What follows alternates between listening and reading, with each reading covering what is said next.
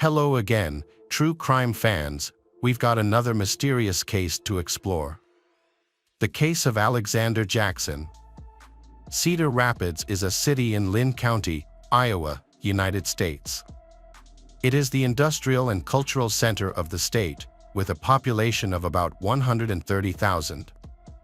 It exemplifies the blend of modern urban living with rural traditions in America. Jackson's family used to live on Oak Street, Cedar Rapids, and then they moved to Oregon. The Jacksons were a well-off family and had a harmonious family life. The children were well-behaved and did not exhibit any aggressive behavior. The Jacksons relocated in September 2011. Jan and Melissa Jackson purchased a 320-square-meter house for $400,000. Their two children were Alexander, known as Alexander, and their younger daughter Sabrina, with a 1.5-year age gap between them. Jan retired after a successful career in information technology, while Melissa, who had been a photographer, became a stay-at-home mom after their children were born to focus on raising them. Their family could afford their children's college education and yearly vacations to resorts, and they lived in a large, beautiful house. In the evenings, the parents prioritized spending quality time with their children, engaging in activities such as watching movies or playing board games. They also engaged in lively discussions on various topics, including economics and the children's future. Alexander, though quiet and shy, but he easily makes friends. On the contrary, Sabrina is more outgoing and talkative. After finishing school, Alexander developed a passion for video games, often playing late into the night and chatting online with friends. He graduated from Kennedy High School in 2019. During that time, Alexander played the flute, and Sabrina played the oboe in the school symphony orchestra. Here, he partnered with an organization to create a project to renovate a house in the historic downtown area. He spent many hours painting the interior house to make it habitable for low-income families. His efforts were featured in the local newspaper, highlighting his dedication to socially beneficial project. Additionally, he participated in scouting. Sabrina excelled in her studies and was very active. In December 2019, she represented the presidential candidate during his visit to Cedar Rapids to discuss global warming issues. It was likely during this time that her brother, Alexander, began to feel distant from her. On the contrary, his father, Jan, are very close to him. However, Melissa and Sabrina behaved in ways that irritated him, particularly their lack of understanding or acceptance of his interest in gaming. Their differing views on life frustrated him, and when he discovered that Sabrina planned to vote for an independent candidate in her first election, his disdain for her grew. Perhaps he had harbored resentment all along, but it was only now that he realized how different his sister, Sabrina, was from him. At that moment, he realized that he would no longer be able to look at her the same way as before. Nor would he be able to cherish her the way he used to. Sabrina and Alexander were opposites in many respects: academics, extracurricular activities, and personality. Sabrina was a strong student, while Alexander did not, though he had no health or substance abuse issues. His difficulties were with his studies. This caused conflict with his father. Initially, they gave him a chance, but his grades continued to decline. He managed to complete only one semester, then, his academic performance plummeted, resulting in failed exams. He had previously worked at the university food court but eventually quit that job as well.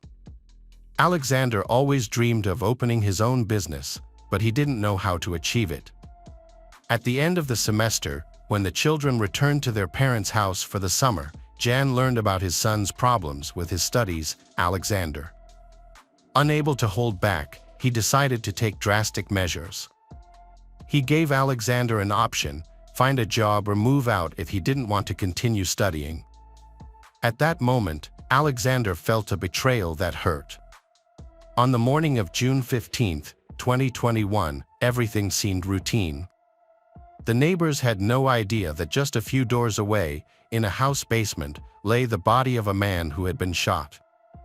At 8:23 a.m., Alexander called 911, reported encountering a weaponed man at his home. He said the intruder came up from the basement, where his father, Jan, was staying. The intruder then shot his entire family and injured him. When the officers arrived, they discovered a blood-soaked scene with 3 bodies in different rooms. Doctors later confirmed that Jan, Melissa, and Sabrina were all deceased, each suffering from multiple gunshot wounds. They had been shot at point-blank range, with a total of 10 bullets fired. The police searched the property and quickly found a Browning .22 semi-automatic rifle, which had been used in the crime. Surprisingly, the neighbors had neither heard nor noticed the gunshots. During the investigation, detectives discovered that Jan had left a rifle on the fireplace, making it easily accessible. It was used in the family's murder. He had left it there after cleaning it the previous day. Normally, the rifle was stored in a locked gun cabinet. It is believed he was taking the stairs to the basement when he was shot. The killer then shot him 2 more times in the head. The killer proceeded to Sabrina's bedroom and shot her in the chest and stomach. Finally, he found Melissa's mother in the main bedroom and shot her in the head, leaving her body on the floor. Alexander described the attacker as a dark-skinned man, wearing green sneakers and black clothing. During the investigation, investigators found no signs of forced entry and no valuables were missing. The shooter's motive and method of entry into the house remained unclear. Investigators quickly questioned all the neighbors and collected CCTV footage. Reviewing the footage revealed that no one entered or left the house, caused many doubts about Alexander's testimony. The house was isolated, located on a hill with only one access road. Behind it were bushes that police thoroughly searched, looking for a hidden escape route for the attacker, but found none. Detectives begin investigating family matters and discover that Alexander has recently clashed with Jan and has a strained relationship with Melissa and Sabrina. He admitted to these issues, and it was speculated that the motive could be an inheritance of around $2 million. He was evidently hiding something, which was the first suspicion of the police officers. After being wounded, he was taken to the hospital for medical care, and the officers continued to interrogate him during the ride. Many of his statements were inconsistent. For instance, he initially told dispatcher 911 that all members of his family were shot, except him. However, in the ambulance, he appears surprised to learn that his sister, Sabrina, has also died. Alexander claimed he slept until 8 a.m., but it was discovered that his social media was active at 6 a.m., contradicting his story.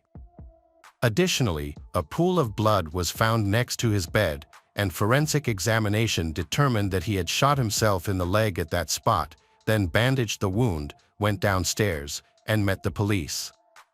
This contradicted his claim that an attacker shot him while he was downstairs. The nature of the wound made detectives suspicious, as the examination showed he shot himself in the leg. The bullet's trajectory and skin burns indicated a close-range shot. Detectives don't believe that a stranger who shot Alexander's entire family would leave him alive. The police tried to persuade Alexander to confess, but he continued to maintain his innocence. After recovering, he was arrested and sent to prison. Bail was set at $3 million, but he did not have that much money and remained in custody. He was charged with the murder of Sabrina, Jan, and Melissa. There was no doubt that Alexander was guilty. He is the only one in the family alive and had a motive. However, for the trial, physical evidence was needed.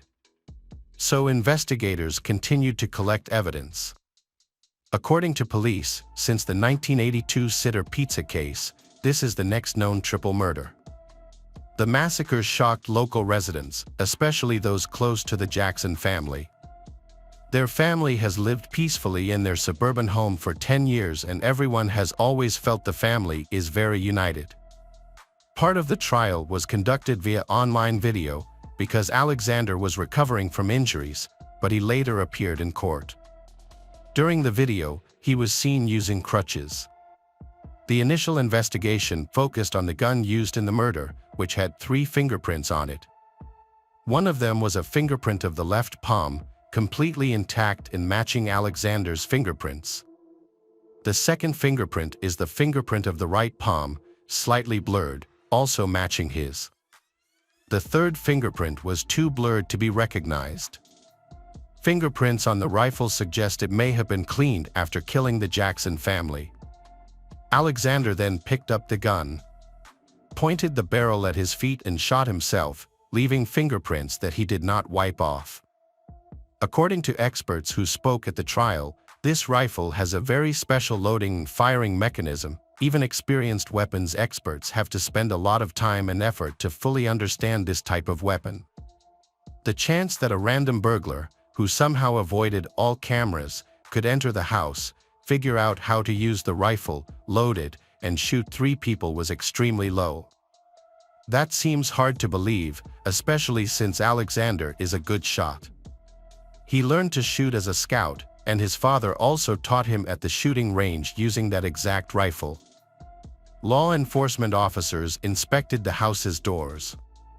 It was a large residence with multiple entrances and exits, but police found no signs of forced entry at any of the entrances. Only the family members had keys to the house.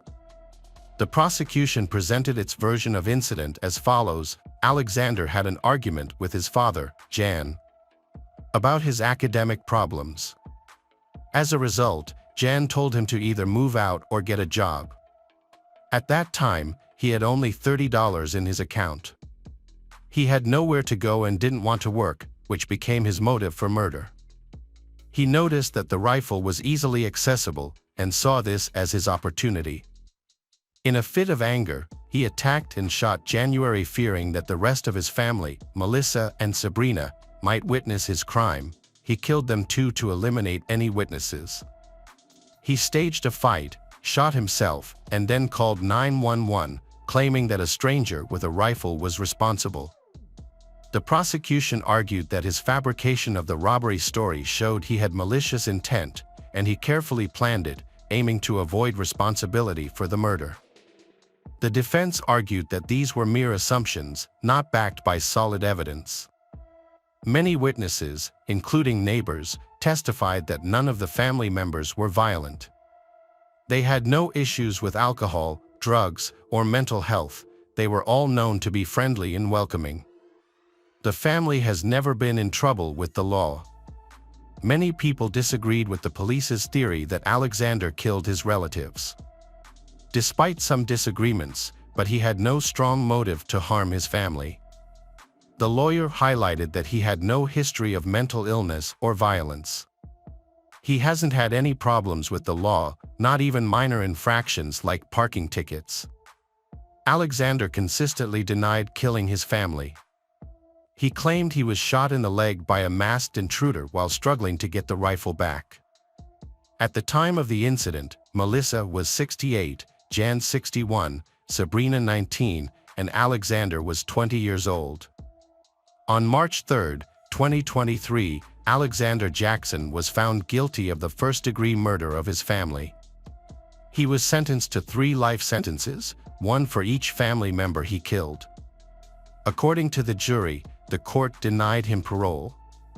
He is under surveillance due to the high risk of ending his own life.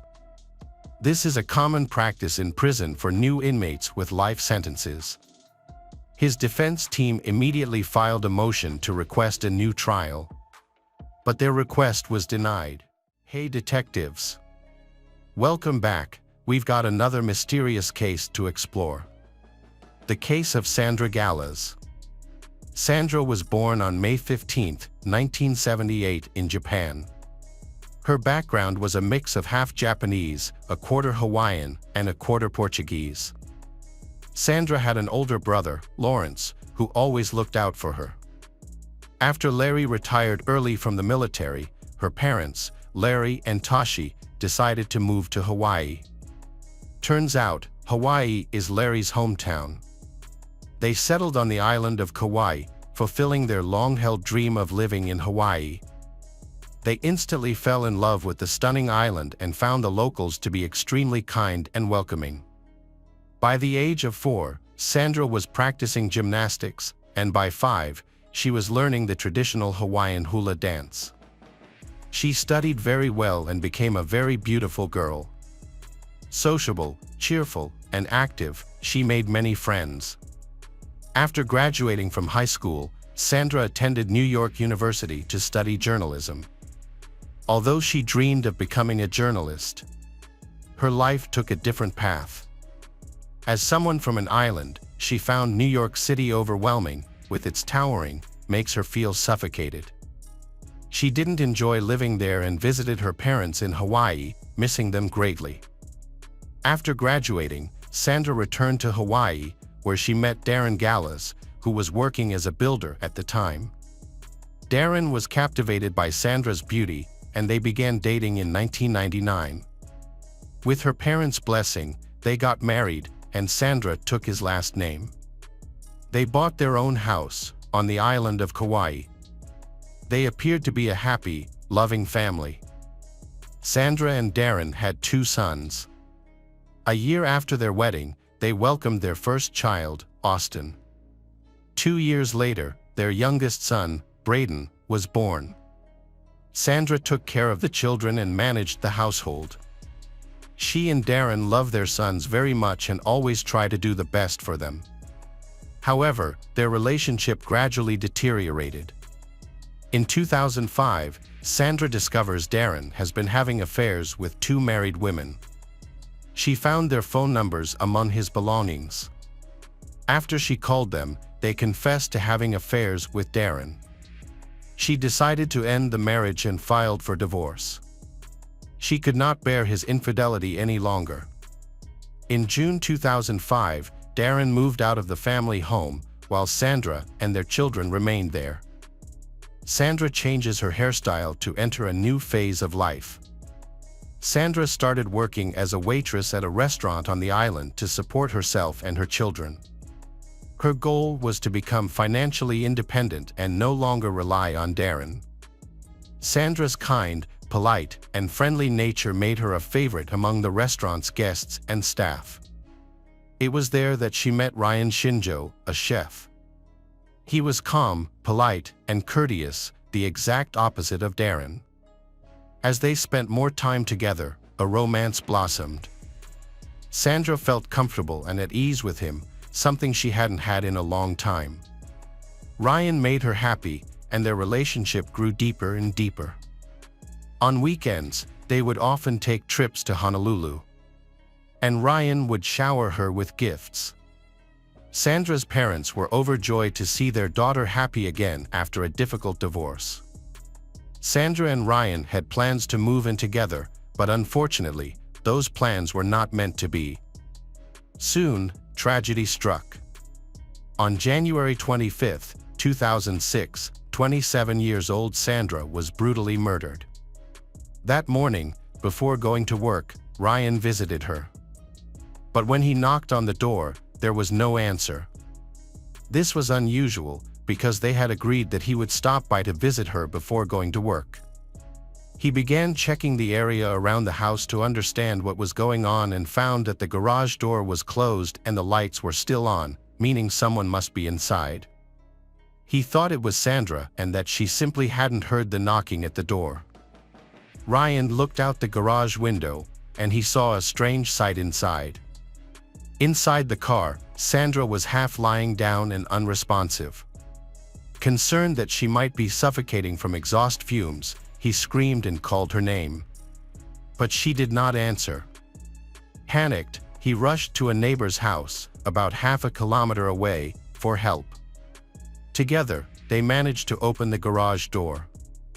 Upon entering, he touched Sandra. He found her body was already cold. Immediately, he called 911 to report that Sandra was not showing any signs of life. Sandra, 27, was pronounced dead by paramedics. Police began examining her body, which was found inside the car. She was partially lying down, with her lower body in the driver's seat and her upper body thrown back onto the front passenger seat. It was clear that Sandra had been dead for some time and had been attacked. Her body showed signs of beating and had lacerations on his neck, indicating that she had been murdered. Forensic experts searched the crime scene for evidence, but found none. There were no CCTV cameras or witnesses in the area. Police suspected that Sandra had been trying to escape from someone, as it appeared she had been in a hurry to leave. She had been getting ready quickly, got into the car, but didn't have time to drive away. Instead, she was attacked, knocked down, and strangled. Investigators found no signs of robbery in the house. Valuables were still in their places, and there was no sign of disarray. Sandra was not raped, so what could have been the motive for the murder? Meanwhile, Sandra's parents were visiting their son in Texas and never imagined that something like this would happen to their daughter. In the morning, Sandra's boss called her because she hadn't shown up to work. This worried them, as Sandra was always known to be hardworking and responsible. When her parents tried calling her, she didn't answer. By evening, they received the devastating news about their daughter's murder and rushed back home. The brutal killing shocked everyone on the island. The locals were scared and worried that a serial killer might be on the loose on the island, posing a threat to them. People asked the police to explain, but the authorities reassured the people. They believed it was a crime with a personal motive, meaning it was intentional and targeted. Hawaii generally has a very low crime rate compared to the national average, except for certain disadvantaged areas on the island of Oahu. Detectives were committed to solving the case quickly to reassure the island's residents. Investigators believe the brutal nature of the death suggests a personal motive, so they considered ex-husband and current lovers as suspects. Ryan, the current lover, discovered Sandra's body. Darren, her ex-husband, had a strained relationship with her, and their divorce was nearing finalization. Darren is very sad about their divorce, and he became enraged upon learning about her affair with Ryan. Additionally, Darren and she was embroiled in a heated custody battle, which caused constant conflict. As a result, investigators questioned both suspects, Darren and Ryan, at the scene. First, they interrogated Darren. He stated that the day before the incident, he had picked up the children according to the court-ordered schedule. He took them to kindergarten in the morning, painted his mother's room while they were away, and then picked them up, spending a pleasant time with them. Darren claimed that when Sandra was supposed to pick up the children in the afternoon after work, but instead, the police came to him with bad news about her death. Darren claimed he was not involved in Sandra's death. Even though they are divorced, they still maintain a peaceful relationship and keep in touch for the sake of their children. Initially, he spoke confidently, but his actions showed the opposite. In the middle of the interrogation, he became nervous, confused his statements, and raised the police's suspicions. He could not provide verifiable alibis. At the time of the tragic incident, their children were too young to give statements, being only 3 and 5 years old. According to Darren, he was home alone at the time. But he failed the polygraph test. Turns out, he never called Sandra to check why did she come home late, which was unusual, leading investigators to suspect him of Sandra's murder. A search warrant for his home has been issued. The police discovered that a room remained unpainted, contradicting his claims. This suggested he might have had the opportunity to go to Sandra and kill her. After thoroughly inspecting the house, investigators found nothing relevant to the case.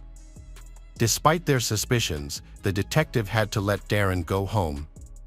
They interviewed people close to he and Sandra, including her parents, all suspected him of having something to do with her death. He was known to be extremely jealous and controlling. He did not want to leave her and opposed the divorce until the last minute. Sandra had no enemies. Her family and relatives believe that Darren is the only person who could be her killer. Sandra's new lover, Ryan, provided an alibi. Although he failed a polygraph test, he was removed from the list of suspects. An autopsy revealed that Sandra died from strangulation, with characteristic marks on her neck and hemorrhages in her eyes. Her body also showed multiple injuries, indicating a painful death. Detectives were convinced that Darren was directly involved in her death, but they lacked the evidence to prove it. 2 years later, Sandra's undershirt was re-examined. During this detailed investigation, DNA was found and sent for analysis. The results revealed that Darren's DNA was present on her undershirt. This led authorities to consider charging him with murder, as it was considered vital evidence. However, the prosecutor decided against pursuing charges due to insufficient evidence. Before the murder, they were in regular contact and saw each other, especially when he came to pick up the children. Therefore, it is possible that his DNA accidentally got on her clothes without being related to the murder. The children, Austin and Braden, lived with their father, Darren. He had been granted full custody. The loss of their mother, Sandra, at such a young age was a significant shock for them. Austin and Braden's maternal grandparents have requested custody of the 2 children, citing Darren's aggressive behavior and his endangerment of the children. They believed he was responsible for Sandra's death and accused him of alienating the children from their grandparents. Despite these accusations, the court awarded full custody to Darren. He later married his new girlfriend, Kyron, and moved on with his life. As time passed, the investigation made no progress. Sandra's parents maintained regular contact with investigators, determined to seek justice for their daughter. From the moment he learned of Sandra's murder, her father vowed to continue to find the culprit so that he could be punished by the law. Thanks to the persistence of Sandra's parents and their close cooperation with the police, the case was eventually solved. The family offered a $20,000 reward to anyone providing information leading to the arrest and conviction of their daughter's killer, but still no one spoke up. It was not until 2012 that a team of investigators was assigned to look into the case. They reviewed all the materials with a fresh perspective and discovered some other details. In the documents, they found letters from Sandra to the attorney handling her divorce. These letters showed that her relationship with Darren was very strained. The letters revealed that she was afraid of his aggressive behavior. He had threatened her, was unhappy about her new relationship, and had harassed her. The most important evidence is the sign that Darren is a fussy person. Sandra mentioned that he was so meticulous and organized in everything he did, to the point that he wrote down in his diary every time she was upset about something, no matter how minor. This information intrigued the police, causing them to return to Darren's house to find and examine the diary. When they found out, they were shocked because he had kept detailed notes of every complaint about Sandra. He recorded every day of their life. For instance, he noted when she was 5 minutes late for a meet or bought the wrong kind of bread. However, there were no entries on the day before the murder, which puzzled the police because they knew he and Sandra had met, making it hard to believe that such a picky person would have no complaints to record. Sandra did not pick up the children on the day she died. Why didn't Darren note this in his diary or try to contact her? Perhaps he already knew she was dead and wouldn't be coming. Darren said he did not remember clearly what happened that day, which is why there is no diary entry for that day, even though he recalls other details clearly. His behavior seemed odd and unbelievable. Researchers speculated that he killed Sandra because he didn't want a divorce. In October 2012, Darren was charged with second-degree murder, with bail set at $1 million. He managed to post bail, allowing him to stay home during the trial preparation. Darren maintained his innocence. His lawyer pointed out that there was no evidence against him except DNA on the clothes, which might have ended up there for legitimate reasons, as he often picked up the children. All other evidence was circumstantial. despite disagreements with Sandra, but they had reached an agreement on the division of property and shared custody. Therefore, the defense argued Darren had no motive to kill her. Additionally, Darren's attorney asked investigators to turn their attention to Ryan Shinju, who was romantically involved with Sandra at the time of her death. Ryan had a criminal history related to burying illegal substances. However, he denied all accusations against him, citing an alibi for the time of Sandra's death. He also cooperated fully with the investigation. He attributed his past criminal record to youthful mistakes and emphasized that he has not committed any offenses since then and has shown no inclination toward violence. Sandra's relatives and friends, called as witnesses for the prosecution, supported Ryan's statements. They described him as a kind person who Sandra felt very comfortable around. None of them believed Ryan could commit murder, especially since he had no motive. However, they had a different opinion about Darren. Darren was a cruel and domineering. He was someone Sandra feared. She avoided seeing him to avoid angering him. By court order, Sandra was forced to give Darren the opportunity to communicate with the children, even though she did not want to. Ryan added that he and Sandra planned to move in together for her protection against Darren. He suspects Darren is the person behind the crime, although there is no direct evidence. During the trial, Darren was portrayed poorly and was likely to be convicted. On his lawyer's advice, Darren accepted a plea bargain from the prosecution to reduce his sentence. This decision disappointed Sandra's family, but the prosecutor argued that a plea deal was the better option because without enough evidence, Darren could be acquitted.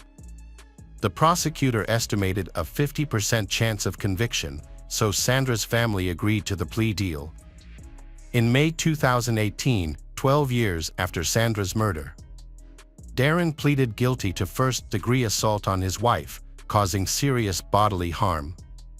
He did not provide any details about the crime. He was sentenced to imprisonment with the possibility of parole after serving 85% of his sentence. In March 2022, his minimum term was reduced by 6 months. He may be eligible for parole in 8 years, with the earliest release date being May 2, 2026, and the latest May 1, 2028. He is currently serving his sentence in prison. Sandra's parents are still upset by the sentence, considering it unfair that Darren received only 8 to 10 years for a brutal murder. They believe he acted in a calculated, planning everything meticulously. He allegedly cleaned the crime scene thoroughly, wore gloves, and hid all evidence. He also provided a false, claiming he was painting walls, which was later proven untrue. Now that Sandra's parents are over 80, they live a peaceful and steady life. Her father had several heart attacks due to severe stress after losing his daughter. His biggest wish was to see Darren put in jail. Their son, Lawrence, often visits them from Texas. Sandra's parents hope Darren will one day feel remorse for his actions. Sandra lived a respectable life. Her children are now adults, living independently, no contact with maternal family, so little is known about them. Sandra's parents think Darren is the one who turned her children against her and her maternal family. During the trial, Sandra's children, then adults, sided with Darren and his parents. They do not believe that their father killed their mother. They attended all the hearings and, after Darren was convicted, cut ties with their mother's family. They believe that their mother's family put their father in prison. Hello again, true crime fans. We've got another mysterious case to explore. The case of Deanna Laney. Deanna Laney was known for being quiet, uncommunicative, and calm. She lived in a small town with a population of just 600. She was deeply religious and a member of the Pentecostal church, where her relative was the pastor, and she participated in the choir. People who knew Deanna were shocked by her actions, as no one suspected she might have mental health issues. She always appeared to be a loving, exemplary mother and wife. However, outside of the church, the family lived quite isolated from society. They had no close neighbors, and their home was situated on a large plot of land, distant from other houses. They chose to raise their children in the countryside, homeschooling them instead of sending them to public schools. Deanna, a housewife, is responsible for her children's education. This isolation likely contributed to others not noticing any problems with the seemingly loving mother. Their family lived in isolation from the outside world, to the point that only a small group of family members knew the details of Deanna's mental health problems.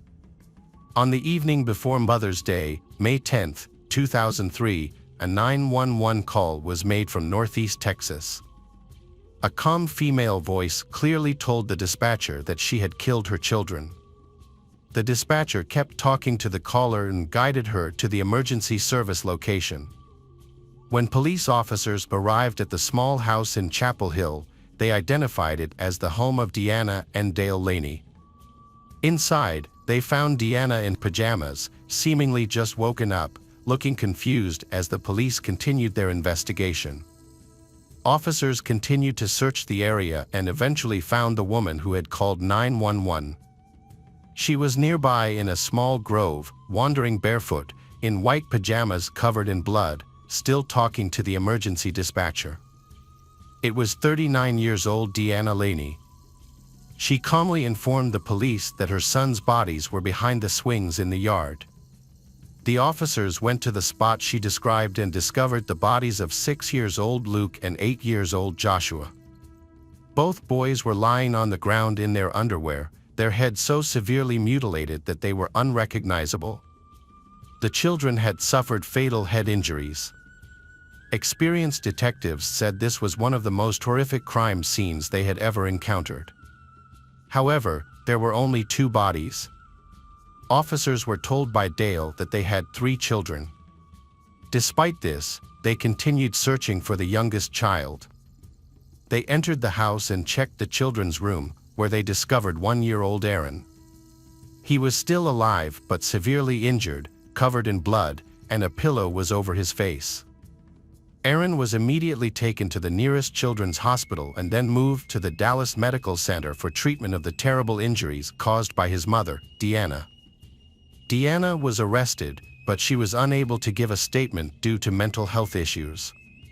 She claimed that God commanded her to kill her sons. She used stones to attack the heads of the 2 children, Joshua and Luke. Although the youngest child, Aaron, was seriously hurt, but the boy survived the incident. Investigators questioned Dale, suspecting that he might have heard or seen something, as the children were likely to scream during the attack. However, he was bewildered and didn't understand how his wife could commit such acts. He mentioned waking up that night to the cries of Aaron, which was unusual since the child typically slept soundly. He went to the nursery and found his wife standing over the crib in the dark. She reassured him that everything was all right and that she was just soothing the baby. Trusting her, he went back to bed and slept throughout the incident. He only realized the true nature of his wife's actions when it was too late. Police were unable to learn of any problems Deanna was experiencing from Dale or her relatives. It was later discovered that she was hallucinating, which made her intend to kill her child, supposedly under God's influence. Among all the friends and family interviewed, only her sister, Pam, noticed changes in her behavior. Recently, Pam informed investigators that she started acting differently. During this time, she barely ate and lost noticeable weight. She spent all her free time reading the Bible and occasionally said strange things. However, Pam didn't think much of it. After discussing Deanna's behavior with Dale, she dismissed her concerns and felt reassured. The police observed Deanna's erratic behavior while she was in custody. Her condition visibly changed before their eyes. She would sometimes collapse to the floor in a fetal position and crying. Then she might stand up and start singing church hymns. At times, she seemed to realize what she had done, resulting in a vacant stare.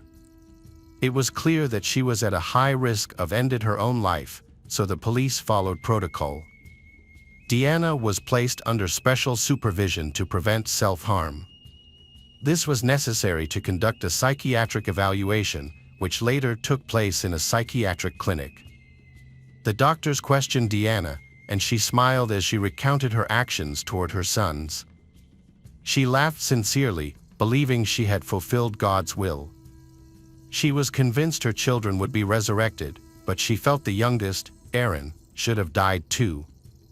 She regretted that this did not happen, as she believed it meant she had failed to fully comply with God's demands.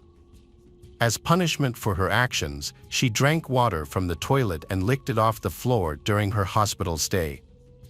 Deanna explained that she had resisted God's will for a long time. She did not want to kill her children, which she thought angered him. He increasingly insisted that she fulfill what was predestined. The longer she resisted, the more severe the punishments he demanded. Ultimately, she felt she had to surrender and follow his will. Deanna compared her actions to those of Andrea, who killed her 2 children 2 years earlier under similar religious delusions. According to Deanna, after the end of the world, Joshua and Luke would serve as witnesses at the Last Judgment, which is why she ended her own life. Deanna confided to doctors that she felt fighting those voices was a selfish act to save her child, even though it meant she was disobeying God. Ultimately, she believed she made correct decision by submitting to the Lord's will. Deanna recounted that on the night of May 9th, she was awakened by what she believed to be a message from God, telling her that the time had come. She quietly got out of bed to avoid waking her husband. First, she went to Aaron's room, where she had previously hidden a large stone intended for a ritual act. She used the stone to strike the baby on the head several times. The baby cried out, so she placed a pillow over his face to silence him. Her husband, Dale, half asleep, entered the room. She reassured him that everything was fine, so he left and went back to sleep. He was unaware of the situation and missed the chance to save his children. Deanna kept the pillow on Aaron's face until she heard a gurgling sound and then stopped. Next, Deanna woke her 2 older sons, Joshua and Luke, and took them to the backyard garden. She led Luke aside, instructed little boy to dig in the ground, and then began hitting him on the head with a large stone. She struck him at least 8 times, crushing his skull. Afterward, she dragged his body behind the swing and placed a large stone on his chest, believing this would prevent him from breathing. She then spoke to God, saying this was all she could do for her son. Then, lightning struck, which she interpreted as a sign that Luke had died. Afterward, Deanna went back to the garden and began hitting Joshua. However, he was bigger and stronger, so and resisted his mother more. She then pinned his arms down and struck his head with a stone until he stopped moving. After this, she dragged his body behind the swing. Immediately after the act, she called 911 and confessed to the horrific crime. Aaron also suffered severely. Though the baby survived, the injuries were so serious that he was left disabled. The child lost his sight and independence, needing a wheelchair for the rest of his life due to his mother's abuse. The case of Deanna had many similarities to Andreas. Both women lived in Texas and homeschooled their children. They were deeply religious and believed their actions were for religious purposes. Both felt that they had no other option but to harm their children. They each called 911 afterward, and both were evaluated by the same psychiatrists before their trials. Deanna was aware of Andrea's case and often compared herself to her, but Deanna's trial unfolded very differently. Deanna appeared in court in late March 2004. The prosecution sought to punish her for 2 first-degree murders and aggravated assault on Aaron, requesting the death penalty, which is applicable in Texas. Alternatively, she faced 3 life sentences for her crimes. The defense lawyers argued that she was innocent due to insanity. They claimed that insanity was the only reason a religious mother, who loved and homeschooled her children, would kill two of them and harm another without showing any emotion. In Texas, at the time of the murder, the state had some of the strictest laws in the United States regarding the handling of murderers. Defendants had to prove they had a mental disorder during the crime and convince the court they couldn't distinguish right from wrong. 5 psychiatrists formed a team to evaluate Deanna's. The examination lasted 6 days, during which she cried almost continuously. She refused to look at photographs of her mutilated children and the crime scene. Some psychiatrists believed she was sane when she killed her sons, while others thought she couldn't distinguish good from evil due to religious hallucinations. Deanna shared with doctors several details that even those close to the Laney family, including household members and relatives, did not know. The doctors concluded that signs of mental disturbances began appearing more than 3 years ago. An early indication, similar to hallucinations, was Deanna smelling sulfur, which she believed came from her children and perceived as a demonic sign. Deanna also reported seeing Aaron playing with a spear. She claimed that God had shown her 3 methods for her to kill her son, using a spear or a knife, a stone, and strangulation. While doing chores in the garden before the massacre, Deanna tripped over a stone.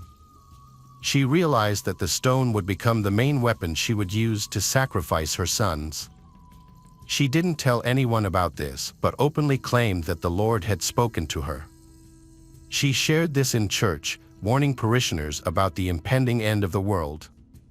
However, the congregation largely ignored her, as such statements were common in their religious tradition, which not everyone followed. During her initial psychiatric evaluation, Deanna showed no emotion and genuinely believed her children would be resurrected. After taking antipsychotic medication, she eventually understood her actions differently and felt remorse. Deanna was horrified to realize she had been suffering from hallucinations that drove her actions. During a psychiatric examination, it was determined that Deanna was insane when she committed the murders of her 2 sons, Joshua and Luke. The examiners concluded that she suffered from psychotic delusions that prevented her from distinguishing right from wrong at the time of the murder. However, the prosecutor disagreed with the diagnosis that Deanna was insane when she committed the murders. He argued that even if she believed she was doing God's will, she should have known that her actions were wrong according to state law. The prosecutor pointed out that her first action after the murder was to call 911, which indicated that she was aware of the wrongness of her actions. Additionally, when Dale entered the room, she attempted to hide what had happened, further suggesting that she knew her actions were wrong. The prosecution also stressed that when Deanna was unable to complete killing Aaron, she told God that he just needed to do the rest. This statement demonstrated to the prosecutor that she was aware of right and wrong. The prosecutor believed that her actions were intentional and planned, which is not consistent with the behavior of someone who is insane. Prison guards testified at the trial, describing Deanna's behavior in prison as unusually compliant. They rarely saw such conduct and believed she had serious mental health issues. The 911 call recording was part of the evidence the jurors considered. Her voice on the call was eerily calm. Jurors also requested a psychiatric report to understand why she stopped attacking Aaron, who was 14 months old at the time. However, they reached a verdict before receiving the report. Deanna sat near the portrait of her 3 children and cried loudly as the prosecutor recounted the horrifying incident of how she used a rock to hit her children. Her sons, Joshua and Luke, were struck on the head so severely that their brains were exposed, leaving their heads in a bloody state. Deanna's husband, Dale Laney, 47, attended the trial and was devastated by the loss of his 2 sons.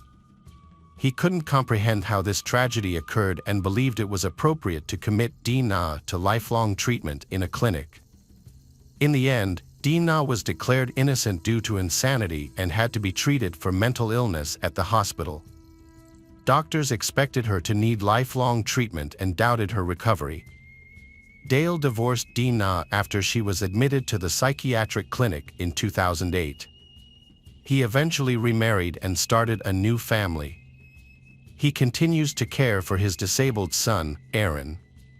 Deanna was closely monitored by psychiatrists for 8 years. In 2012, doctors determined that she no longer needed to stay in the hospital because she was healthy and did not pose a threat to herself or others. She was released on a number of conditions. She was to have no contact with minors. She needs court permission if she wants to change her address. Had to allow social workers to visit her at any time, and had to continue taking her prescribed medications and undergo drug and substance testing. Only a few people, including her lawyers, know where Deanna lives now. Her ex-husband, Dale, felt very angry when he learned that she was released from the psychiatric clinic. Many people in society also agree with Dale. They believe the killer of 2 sons should be imprisoned or face the death penalty. Hi everyone, thanks for returning. Let's unravel another perplexing mystery. The case of Annie Tayan. Annie Tayan was born on May 1, 1965, in Charleston, South Carolina, and was raised by her mother. She had a strong love for life, dancing, fun, and the simple pleasures it brought. Annie dreamed of having a family and considered motherhood her greatest goal. She began this journey very early, giving birth to her first son, Jimia, at the age of 18, followed by her second son, Sean, just a year later. By the age of 20, she welcomed her third child, a daughter named Shane. Unfortunately, shortly after Shane was born, the children's father left Annie, became uninvolved in their lives, and abandoned the family. Annie faced the hardships of raising 3 young children in a rented apartment in Maine. In 1987, when her youngest daughter Shane was only 6 months old, Annie, 22, met Michael Palin, 32, a Navy officer stationed on the aircraft carrier Bramby. Their meeting took place in Portland, Maine, where Michael's ship was docked, and he felt an immediate attraction to Annie during their waterfront encounter. Michael lived in Charleston, South Carolina, and was a respected member of the Navy, known for his work as a computer systems operator. He was actively involved in military operations and had received several awards. Annie was fascinated by Michael's naval career and quickly fell in love with him, telling a friend that she had found a man she felt was truly worthy of her love. After dating for a few months, Annie and Michael decided to move in together, creating a family with 2 sons and a daughter. Unfortunately, their life together took a tragic turn when a fire broke out in their apartment. Annie was away at the time, leaving Michael with the children. Michael, along with Jimia and Sean, were able to escape, but Shane, who was too young to walk, was left behind.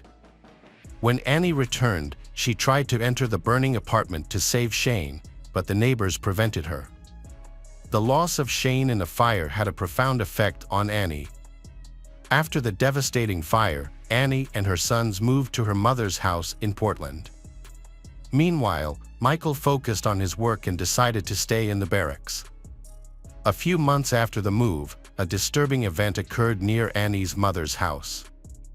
A shed in the backyard was set on fire. The police quickly traced the source of the fire and found a lighter engraved with the name Bramby, the ship on which Michael served. This discovery made Michael the prime suspect in the arson case. However, despite the incriminating evidence, the police were unable to link him to the crime due to insufficient evidence. After the second fire, Maine child welfare authorities discovered that Annie's sons were living in unsafe conditions with her. As a result, they made the decision to remove Jimia and Sean from her custody and place them in the care of the Department of Social Services. This decision devastated Annie, who tried her best to regain custody of her children. But she was unsuccessful and lost custody of her sons. When Michael's ship returned to Charleston, South Carolina, he settled into a rental apartment and reunited with Annie.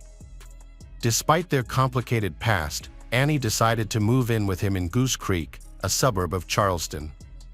However, While there, Annie discovered a photo of Michael wearing a wedding ring, revealing that he was married. When confronted, Michael confessed to Annie that he had been married but was now divorced. He explained that his ex-wife, Dawn Breeze, and their 3 children lived with his mother in Savannah, Georgia. Although Michael assured Annie that he was no longer in a relationship with Dawn, Annie was deeply troubled by this revelation. She considered leaving him but ultimately chose to stay, seeing Michael as a partner with whom to start a family. However, their living situation became negative.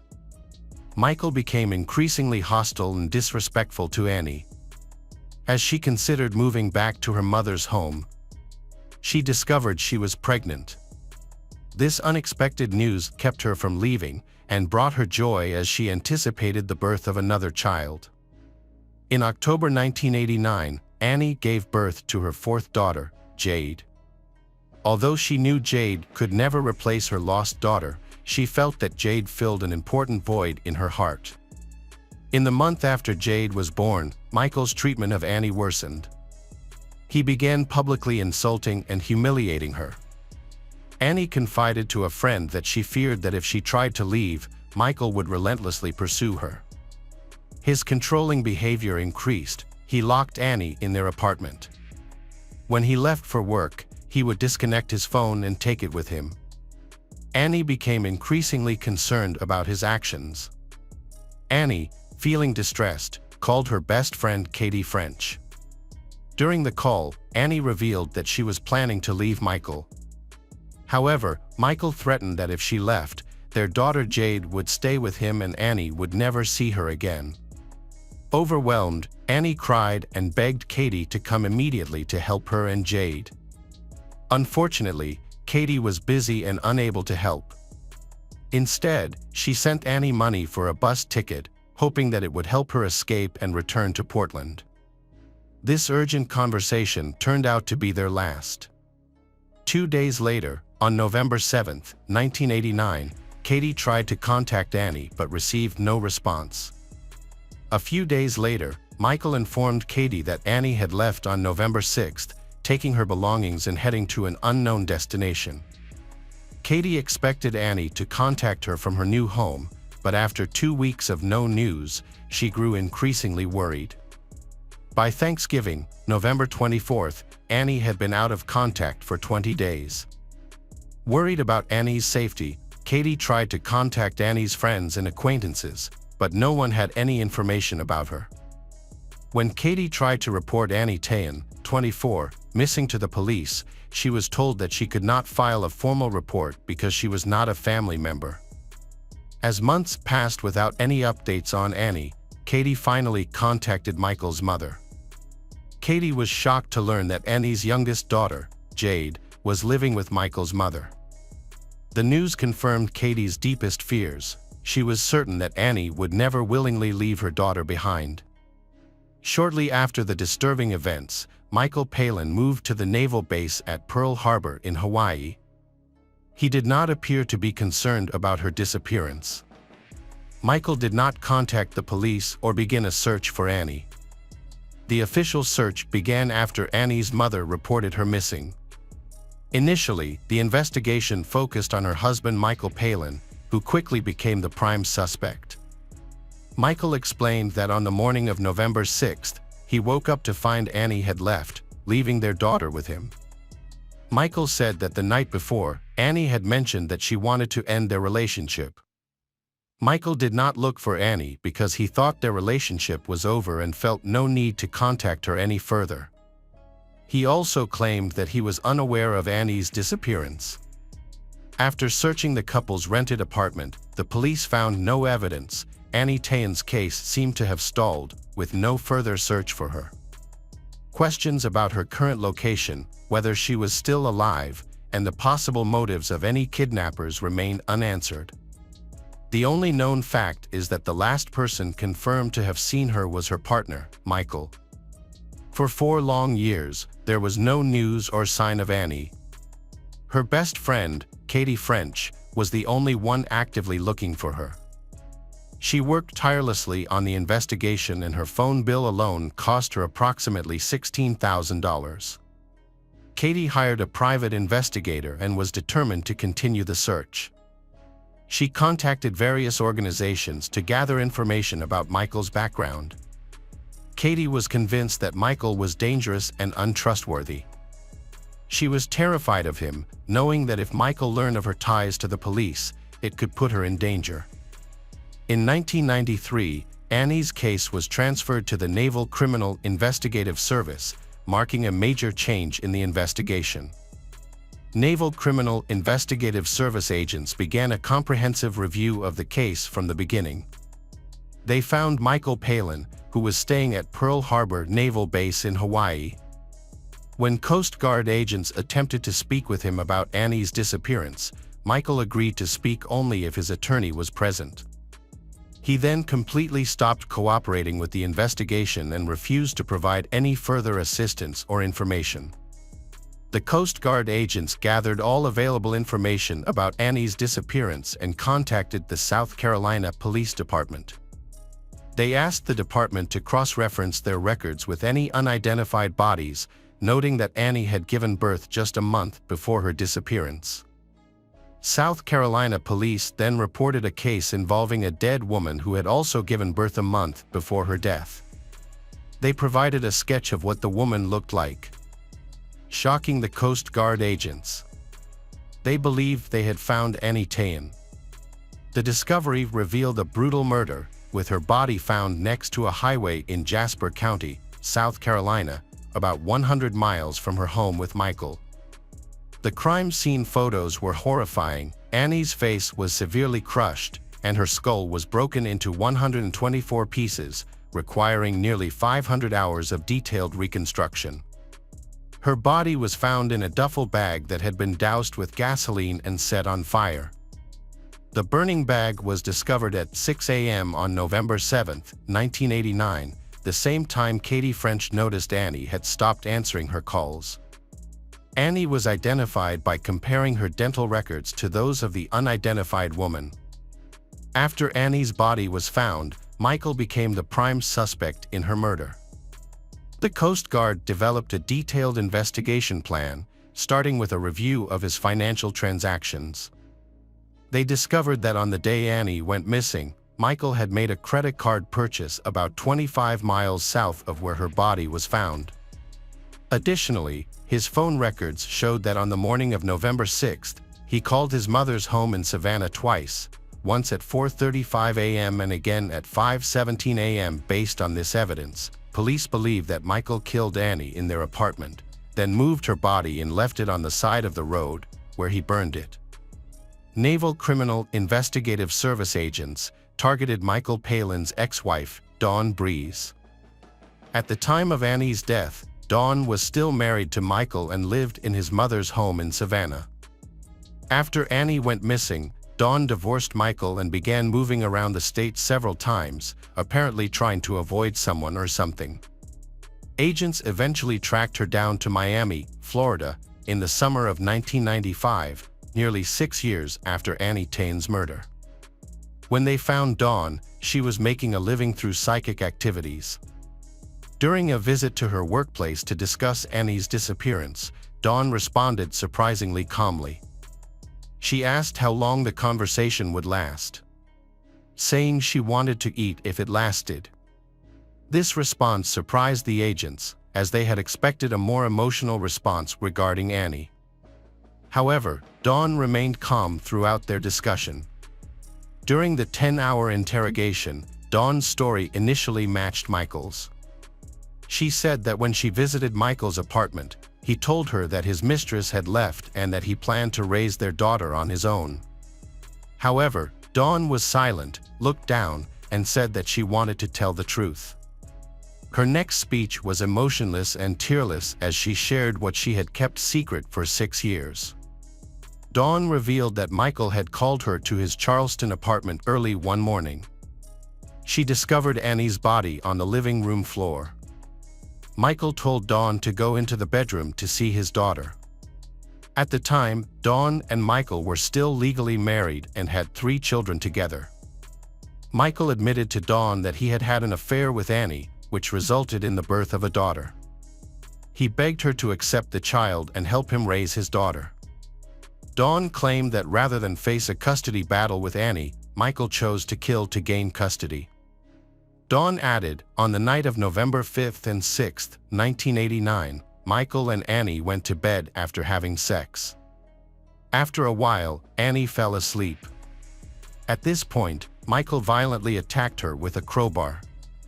Their daughter, Jade, was lying next to Annie in bed during the horrific incident. Michael continued to beat Annie on the head with increasing brutality. Despite her attempts to fight back, Annie eventually died of her injuries on that same bed.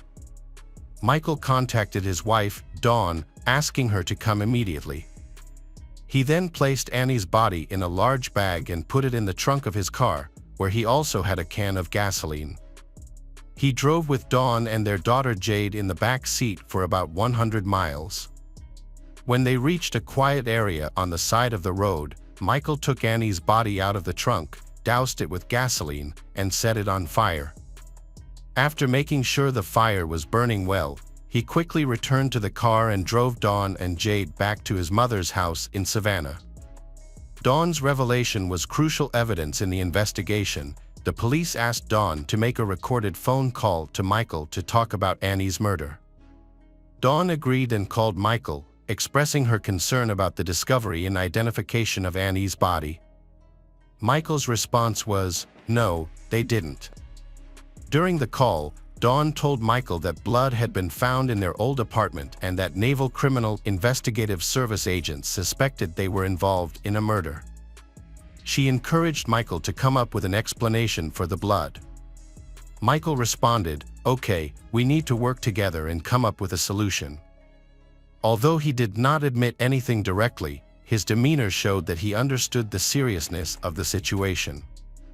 At the end of the conversation, Michael warned Dawn to be careful with her phone calls and assured her that they would work together to resolve the situation. Naval Criminal Investigative Service agents took Dawn to the crime scene to search for any remaining evidence. To protect her identity and ensure her safety as a cooperating witness, they disguised her before arriving at the apartment. Dawn carefully described and demonstrated where Annie's body was and the sequence of events. She pointed out a spot near the wall and baseboard where a significant amount of blood had seeped into the carpet and concrete floor below. Since Michael had moved out, the landlord had replaced and cleaned the carpet several times, which explained the lack of visible evidence. However, when the police used a special chemical on the concrete floor, a large purple stain appeared, indicating the presence of protein and confirming Dawn's account of where Annie's body had been.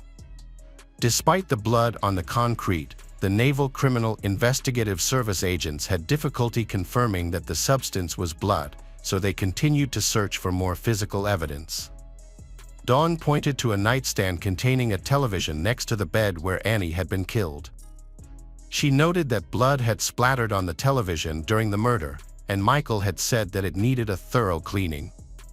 He had then disposed of the television, possibly selling it rather than throwing away a working appliance, given his frugal habits.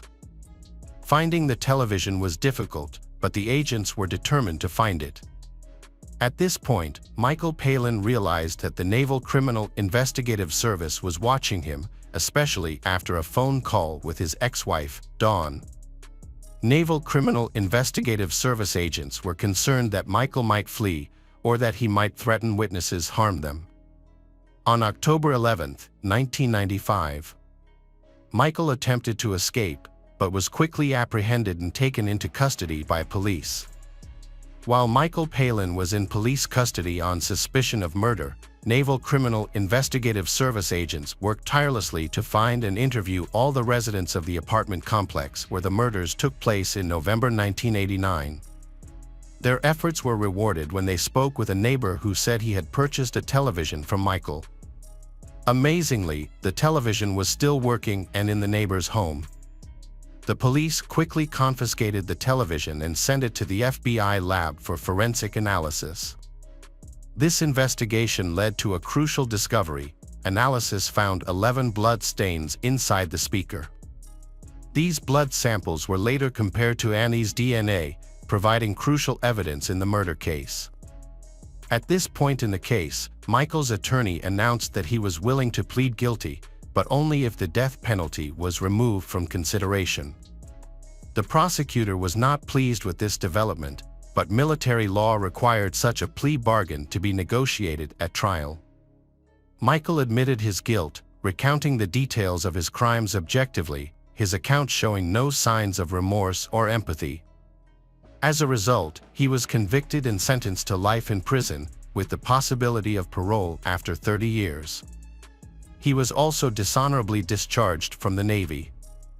Dawn Breeze, who knew about her husband's crimes and remained silent for more than 6 years, escaped legal consequences thanks to her crucial confession to the Naval Criminal Investigative Service, which greatly aided the investigation. Annie's children now know the truth about their mother's tragic fate and understand that she did not abandon them. Welcome back, detectives. Let's dive into another horrible case. The case of Chris Watts. Shanann and Chris Watts. The two met in 2012 and were both from North Carolina, with Shanann from Aberdeen and Chris from Spring Lake. They got married on November 3, 2012. Chris's parents, Cindy and Ronnie Watts, did not attend the wedding due to their strained relationship with Shanann. Cindy later explained that she didn't get along with Shanann and felt she treated her son poorly. After a year of marriage, Shanann and Chris made a significant decision to buy a new home in Frederick, Colorado. This move marked a new beginning for the couple as they started their life together in their new home. Shanann's lifelong dream of becoming a mother finally came true on December 17, 2013, with the birth of her daughter, Bella. 2 years later, on July 17, 2015, she welcomed her second daughter, Celeste. Those who knew Shanann described her as a kind and compassionate person who radiated love and positivity. She always strived to create the best life for herself and her family. As a mother, Shanann loved her two daughters, Bella and Celeste, more than anything in the world. Shanann was devoted to providing her children with the care and support they needed to thrive. Bella, the older of the two sisters, was a compassionate and caring child who naturally took on a protector role with her younger sister Celeste. From a young age, Bella showed a strong desire to look out for Celeste's well-being. Celeste, on the other hand, was a lively and energetic child who brought joy and laughter to everyone around her. Shanann was active on social media, using it to share videos that showcased her personality in daily life. Her friends and family enjoyed these videos, which often featured her husband Chris and their daughters. In her posts, Shanann frequently expressed her deep love and gratitude for Chris. While Shanann's loved ones admire their happy marriage, they also noticed that Chris tends to be reserved and not easily approachable. However, because Shanann clearly loves him, they respect his presence in Shanann's life. In June 2015, Shanann and Chris Watts faced severe financial difficulties and decided to file for bankruptcy. The couple struggled with a large mortgage, car payments, loans, and medical bills, in addition to a substantial amount of credit card debt. At the time, Chris worked at Anadarko Petroleum, while Shanann was employed at a hospital call center. A year later, in 2016, Shanann began a new career as a consultant for a multi-level marketing company called Lovell, where she sold a nutritional supplement called Thrive, which was delivered through a patch. Her colleagues say Shanann is passionate about her work, with one colleague describing her as having a charisma that makes everyone feel welcome and supported. Although Shanann was happy with her life with Chris and their two daughters, she had always dreamed of having a third child, a baby boy, to complete their family. Her wish was granted in spring 2018, when she discovered she was pregnant for the third time. Elated by the news, Shanann planned a surprise for Chris. She waited for him to return home on May 28. Chris walked into the room, not knowing the surprise that awaited him. when Shannon revealed that she was pregnant with a baby boy. After hearing the news, both Chris and Shannon were overwhelmed with joy. They decided to name their unborn child Nico. During the summer of 2018, while pregnant with Nico, Shannon visits her family in North Carolina. Chris stays behind in Colorado for work. While in North Carolina, Shannon takes her daughters to visit Chris's parents, Cindy and Ronnie. During the visit, Cindy offers Celeste a snack. Despite knowing that Celeste has a severe nut allergy, Cindy gives Celeste a snack containing peanuts. This incident upsets Shannon, who feels that Cindy has put Celeste's life in danger. Shannon was upset and sent a text message to Chris expressing her frustration. She told him he should call his dad and tell him how he felt about his mom putting their daughter's safety at risk that day. Shannon believed Chris's mom was trying to upset her by taking risks with their child's life. While Shannon was visiting family in North Carolina, she noticed a change in Chris's communication style. He stopped responding to her messages and calls, which left her confused. When she asked him about it, Chris said he was busier at work due to new employees and that everything was fine. Despite his reassurance, Chris's sudden lack of communication concerned Shannon. On July 31st, Chris flew from Colorado to North Carolina to join Shannon and their daughters, Bella and Celeste, for the week. The girls were excited to see their dad, and as soon as Chris stepped off the plane, they ran to him, eager for hugs. Chris picked them up and held them tightly. Chris's behavior toward Shannon was clearly different. He didn't greet her with a kiss, just a nod of acknowledgement. Shannon felt hurt and couldn't understand why Chris would act this way. She opened up to a friend via text message, expressing her concern that Chris had changed. Shannon's texts were filled with sadness and confusion. She told her friend that Chris was ignoring her, and they were barely communicating, even when they were in the same room. Instead of talking face-to-face, they were exchanging messages on their phones. Shannon even sent a picture to her friend, showing her and Chris sitting on separate couches, facing away from each other. In her messages, Shannon revealed her suspicions that Chris might be having an affair. Shannon confided in her friend that Chris had told her he no longer believed they were compatible, which left her heartbroken. Desperate to save their family, she proposed that they seek couples counseling to work through their issues. She was willing to make concessions and put in the effort to repair their relationship. However, Chris refused to consider counseling. Shannon soon realized that Chris was not willing to meet her halfway or make any compromises. Despite her efforts to save their relationship, Shannon came to understand that Chris was not interested in finding common ground or working through their problems together. After returning to Colorado from a trip to North Carolina, Shannon, Chris, and their daughters settled back into their normal routine. However, Shannon's return was short-lived, as she soon left for a business trip to Arizona. While in Arizona, Shannon's friends noticed a change in her behavior. She seemed anxious and upset, rather than her usual happy self. One evening, Shannon opened up to her friends in their hotel room, sharing her concerns. She told them that Chris had expressed doubts about their relationship and refused to attend couples therapy. On August 11th, while Shannon was with her friends in Arizona, she received a notification about a restaurant charge on the credit card account she shared with Chris, which raised her suspicions. She couldn't shake off the feeling that Chris might be seeing someone else. Around 1:48 a.m., Shannon returned home from her business trip. Shannon's close friend Nicole Atkinson drove her home. Footage from their doorbell camera confirmed that Shannon had indeed entered her house on August 13th. However, as the day progressed, Shannon failed to send her usual good morning messages, alarming her friends. A missed OB/GYN appointment scheduled for 9:30 a.m. did little to quell their concerns. However, when Shannon missed another engagement, a 12:30 p.m. business meeting, Nicole's concerns escalated, realizing something was seriously wrong as Shannon was now uncharacteristically incommunicado for the entire day.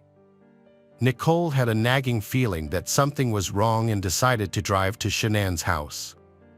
As she approached the house, her anxiety spiked. Shannon's truck was parked in the garage, which was very unusual.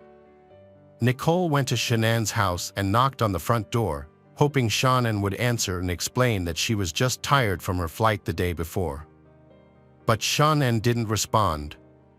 Nicole contacted Shannon's husband, Chris, to see if he knew where she was. Chris told her not to worry, thinking that Shannon might have taken their daughter to visit a friend. However, this explanation did not make sense. Shannon didn't have any plans to meet up with her friends, and they were starting to get concerned. They told Chris that they were going to report Shannon and their daughters, Bella and Celeste, missing to the police. Chris didn't want to involve the police, but Nicole was worried about her friend and decided to call 911 to report them missing. When the police arrived at Shannon and Chris's house, an officer from the Frederick Police Department spoke with Nicole.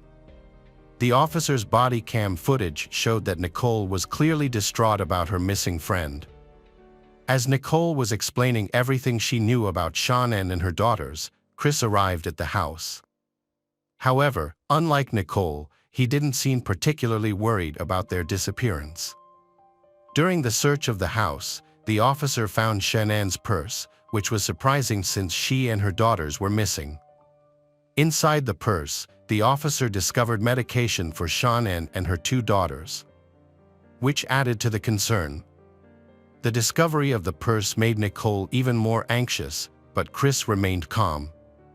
The officer also found Shannon's wedding ring, left on the bedside table, which seemed unusual given the circumstances. The officer and Chris then went to a neighbor's house to review footage from their security camera. The camera's angle captured part of the driveway and garage of Shannon and Chris's house, which might provide some clues. Chris can be seen on footage opening the garage door and leaving his home at 5:28 a.m.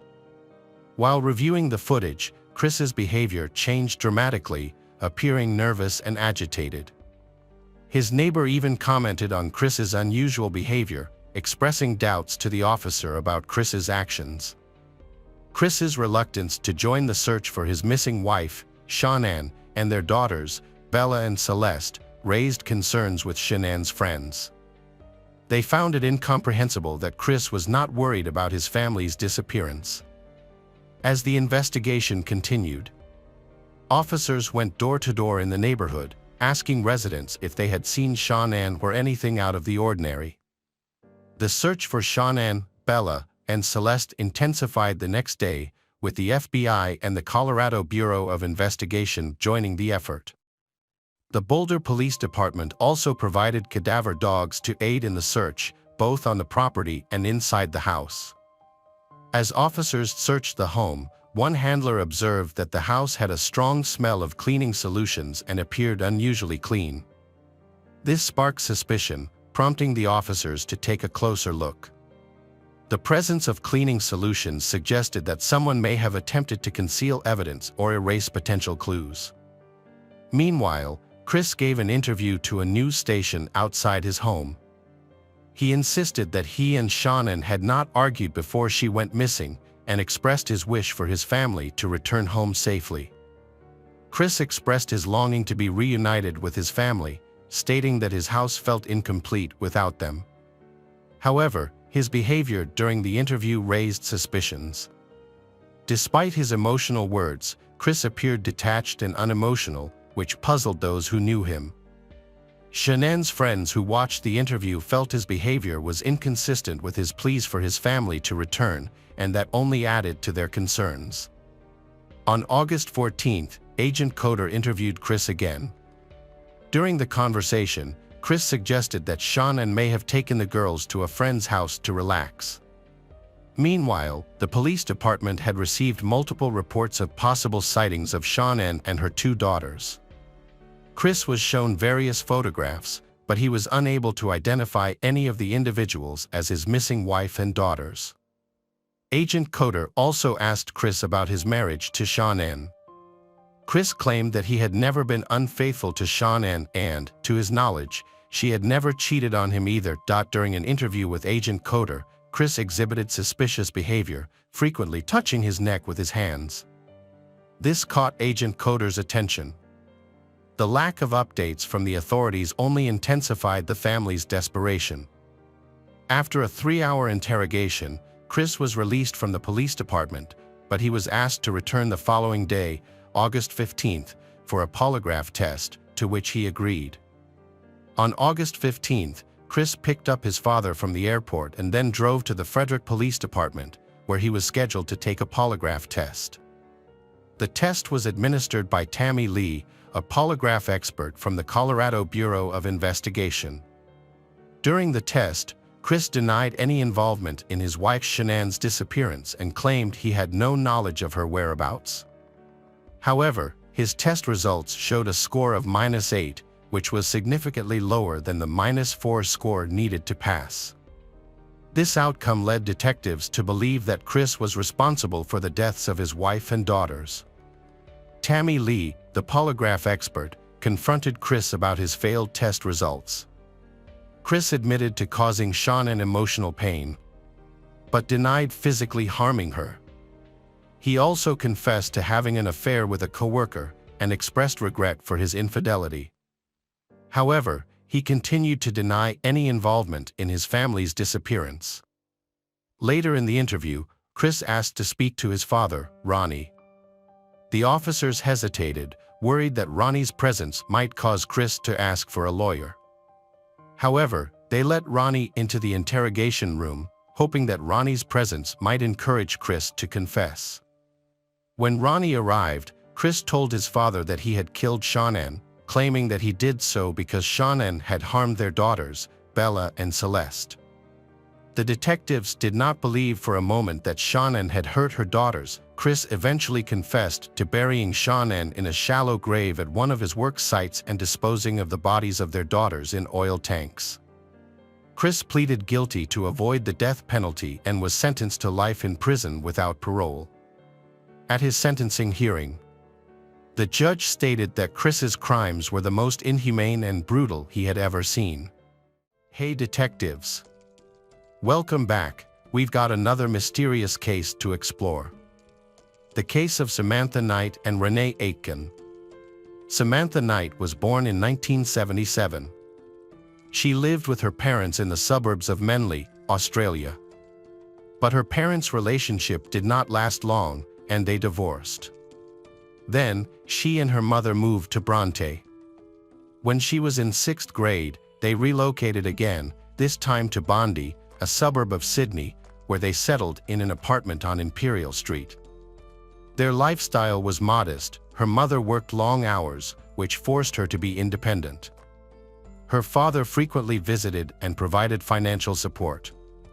On August 19th, Samantha, a schoolgirl, turned 9 years old.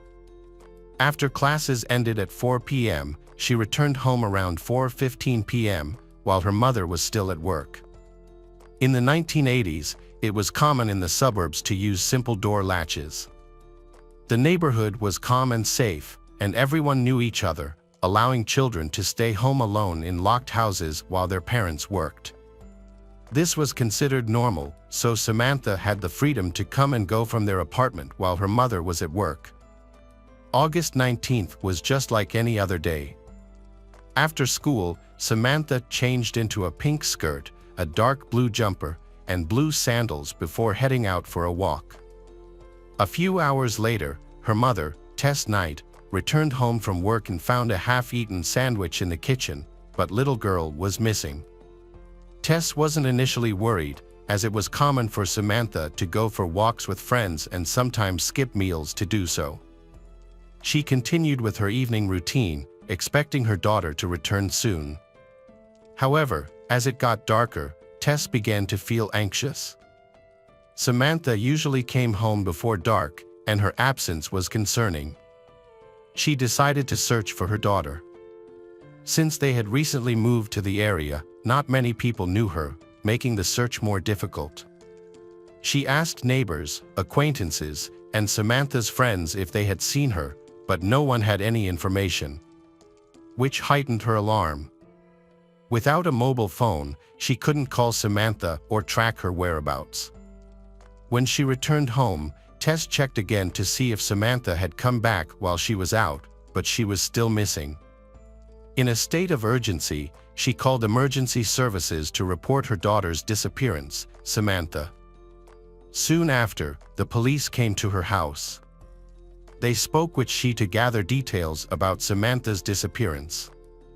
She was confused and said she didn't know what had happened because she was at work. Unfortunately, there were no surveillance cameras in the area, so the police had to rely on tips from witnesses who might have seen something unusual. Police immediately interviewed neighbors, friends, family members of Samantha and anyone nearby for clues.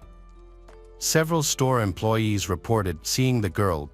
Samantha had visited at least 3 different sections of the store selling office supplies, and she was last seen walking down the street. Some witnesses thought she might have been talking to a man. However, they did not find anything suspicious. The police had no other leads. They thoroughly searched the area and followed the route Samantha had taken, but they did not find anything relevant to the investigation. The public was soon informed about the incident. The police requested assistance from local residents through the media, sharing Samantha's photo and description of clothing. Local residents acted quickly. The very next day, hundreds of volunteers participated in a search operation throughout the city. The media also extensively covered this tragic incident. The possibility that Samantha had left home was not even considered. She was too young. At her age, kids typically do not run away from home to spend time with friends. All of her belongings were still at home, and she had never displayed any rebellious behavior before. Samantha was a sweet, kind, and calm girl who worked hard in school, leading detectives to believe she had been kidnapped, possibly taken from her home by someone who maliciously opened the door. Local residents is extremely uneasy. There had never been a kidnapping in their quiet suburb. Residents began to scrutinize one another, fear that the criminal may be living in their area. Investigators had little information to investigate, relying mainly on interviews with local shopkeepers. Unfortunately, no one could provide useful leads to help locate Samantha. The investigation was further complicated because in the 1980s and 1990s, methods of tracking missing persons were not well developed. There were no alert systems like Amber Alerts, no DNA testing, and other modern investigative techniques. Therefore, law enforcement agencies need to conduct searches as efficiently as possible. For instance, they created a mannequin dressed like Samantha the day she disappeared to help jog the memories of those who witnessed it, but this did not produce the expected results. Tess was heartbroken. Samantha's father also joined the search for daughter. Initially, he was even considered a suspect, as investigators thought he might have kidnapped his daughter to keep her with him. However, he denied these accusations. He explained that he maintains a peaceful and respectful relationship with his ex-wife and sees his daughter regularly. There was no reason for him to kidnap her. When the investigation gets difficult, detectives must try their best to identify suspects.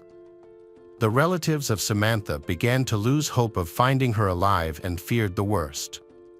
Police are also leaning towards the theory that the girl may have died, possibly taken by human traffickers and taken to another country. This theory was explored, but for 12 years, there is no evidence to confirm this.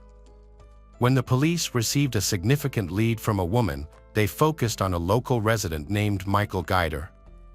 He lived near where Samantha had disappeared, had been in prison since 1996 for child rape and may be a suspect in Samantha's disappearance. Michael's life is full of disgusting incidents. Born in 1950, he grew up in Melbourne with an alcoholic mother and a younger brother named Tim, born in 1953. Eventually, their mother sent them to an orphanage, where Michael faced further sexual abuse from older children, many of whom were under the influence of drugs. Other children also suffered violence, including Tim, but they all remained silent due to threats. Michael's mental health becomes increasingly serious, and as he matures, he begins to negatively impact the other children in the orphanage. When he was 15 years old, he escaped and began a life of petty crime. His younger brother, Tim, no better, he committed armed robbery and was imprisoned for it. After serving his time, Tim seemed to reform. He became a sculptor, got married, and had children, staying out of trouble and off criminal records. In contrast, Michael continued his criminal activities and showed no intention of changing. He never held a steady job and only worked part-time as a gardener, mowing lawns for neighbors. Michael's first arrest came in the 1970s, when he was charged with setting fire to a store. As an adult, he developed a passion for Australian Aboriginal culture and became knowledgeable about rock art. However, in 1996, he was convicted of sexual offenses for molesting 11 children, aged 2 to 16. At least 60 similar charges were brought against him. Some sources suggested that the actual number of victims could be much higher. During the investigation into the child abuse cases, Michael quickly cooperating with the police. This was taken into account during the sentencing. As a result, he was sentenced to 6 years in prison. Michael usually acts in a consistent manner. He targeted vulnerable single mothers, often those who struggled with alcohol or drug addiction, or those who were easily influenced. By building trust with these women, he presented himself as kind and courteous, manipulating their perceptions to lower their guard. He often sought opportunities to be alone with their children, claiming he wanted to care for them while their mothers were away. Mothers noticed his attentive behavior and had no qualms about leaving him with their children. By posing as a caregiver, he gained access to the children, which he exploited. Michael would give the children Coca-Cola that was laced with sleeping pills. Once they were unconscious, he photographed and sexually assaulted them. Eventually, some children had the courage to tell their mothers about Michael, and the truth was revealed that he was acting like a serial predator. When the police searched his home, they discovered a large stash of photos, numbering in the thousands. Several photos showed instances of sexual abuse while the victim was unconscious, including images of Samantha and one of her friends without clothes. In one of the photos, police discovered the best friend of Samantha. At that time, she was already 21 years old, and detectives attempted to speak with her. However, both she and her mother refused to cooperate. Eventually, they were summoned to court and compelled to testify. Investigators are looking into a connection between Michael, a serial rapist, and Samantha's disappearance. Among the evidence found, police discovered a peculiar album containing newspaper clippings about missing children, including Samantha. Detectives were curious about why he kept these clippings. Normally, criminals often do this to gather mementos related to their crimes. During questioning, Michael claimed he was simply interested in unsolved cases out of curiosity. While this album was not a major issue, when combined with other elements of his criminal record, it raised serious concerns. After reviewing all the evidence, including photographs of violent scenes, police filed 11 additional charges against him. The total sentence for these new crimes was 6.5 years. At that time, investigators were unable to charge Michaels with kidnapping Samantha, but they suspected his involvement in her disappearance and continued to monitor him. While he was in prison, police observed that he was beaten during all interrogations. He endured severe mistreatment, his cellmates attacked and assaulted him, and the guards failing to intervene. In 2000, journalist Denise Hoffman wrote a book about the missing child, Samantha. She was personally acquainted with Michael and highly appreciated his work as a renowned expert on Australian Aboriginal life. He was knowledgeable in this field and had appeared on television. However, despite their friendship and his expertise, Denise had strong reasons to believe that he was linked to the case of Samantha's disappearance. She begins investigating on her own after he confides in her about his wife, who also knows Samantha's mother. Denise noticed that Michael's demeanor changed significantly whenever the conversation shifted to Samantha's case. During these discussions, his expression will change a lot. He began speaking in a strange, muffled tone and appeared increasingly unsettling. This behavior made Denise even more suspicious of him. Unfortunately, Denise were unable to resolve the case and failed to get a confession from Michael. He denied any involvement in Samantha's disappearance, claiming he had only seen her a few times and did not remember her. This was clearly a lie. To assist the police, Michael's younger brother, Tim, agreed to help him confess. Tim underwent intensive training and consulted psychologists to find the most effective method to help Michael tell the truth. Michael was already under significant stress, and as he broke down, he confessed to accidentally killing Samantha in 1986. He described to the detectives what happened the day little girl disappeared. He claimed that he had known Samantha for some time and had earned her trust, which led her to agree to go with him that day. Michael drove her to a remote area in the wilderness. There, he offered her a bottle of Co-Ca laced with sleeping pills. After she drank it, she lost consciousness. When he began to assault her, she suddenly woke up and started screaming. To silence her, he gave her more sleeping pills, and she passed out again. Afterward, he briefly stepped out of the car for a walk. When he returned, he found that little girl was unresponsive. However, he maintained throughout the interrogation that it was an accident. He claimed he only intended to assault her and never meant to kill her, insisting that he had never killed anyone before. Michael accepts responsibility for his actions towards Samantha, but he did not apologize to her family or leave the courtroom. In 2002, he confessed during the trial to the unintentional murder of Samantha Knight and was sentenced to 17 years in prison, with the possibility of parole after 12 years. Samantha's family were outraged by what they considered a lenient sentence, but this was the maximum penalty for manslaughter at the time. The prosecutor called Samantha's best friend as a witness. This girl, who appeared in photographs and was believed to have also been affected by Michael's actions, had previously refused to speak to law enforcement, citing fears of revealing information. Her silence had serious consequences for many children, including the tragic loss of Samantha. She attended court with her mother, who supported her, but their identities were kept confidential. Samantha's best friend mentioned that she often felt lonely when her mother was at work, so she will go for a walk. During those times, she met Michael, who gave her the attention she craved. Friend claimed that Samantha's mother sometimes left she with Michael and even spent the night with him, during which he molested she. However, Samantha's mother firmly denied knowing Michael and insisted that she never left him alone with Samantha. Strangely, the witnesses later retracted their statements about Samantha without providing any reasons. Finding her remains for burial became extremely important. Initially, Michael claimed he couldn't remember where Samantha's body was. However, several years into his prison sentence, he suddenly recalled that he had buried her in Cooper Park, just a 15-minute drive from her home. Yet, he later changed his story again, saying the body was buried a bit farther away than he originally indicated. On the map, he pointed to an area where a yacht club now stands, which was built just a year and a half after Samantha's disappearance.